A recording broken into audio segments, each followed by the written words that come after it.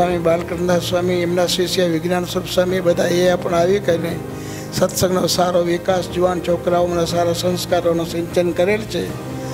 તો હરિભક્તોને પણ હવે તાણ છે કે થોડું થોડું અમને સ્થાન મળી જાય તો ઠીક. તો એ બધું ભગવાનની ઈચ્છાથી થતું રહેશે, એમાં કોઈ આપણે ચિંતા કરવા જેવી નથી. ભગવાન ભેગા ભળશે અને એ કામ થતા જશે.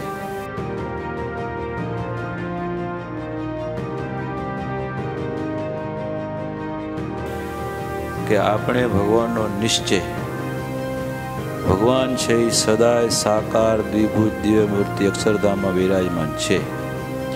એ જ ભગવાન જીવના એક એક અણુ અણુ પ્રત્યે અંતર્યામીપણે પણ રહેલા છે. આટલી બધી મોટી સભા ભરેલી છે, માનસ્વામી બિરાજમાન છે, સંતો ઉપસ્થિત છે, સ્વામિનારાયણ ભગવાનનું જ ભજન કરીએ છીએ.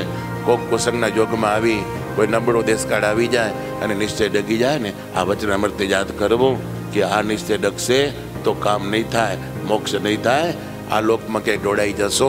અને દોડાઈ ન જાય, એક સ્થિતિ રહે, અડગ સત્સંગ રહે, એક રંગો સત્સંગ રહે. એટલા માટે સંતોનો પ્રયાસ છે.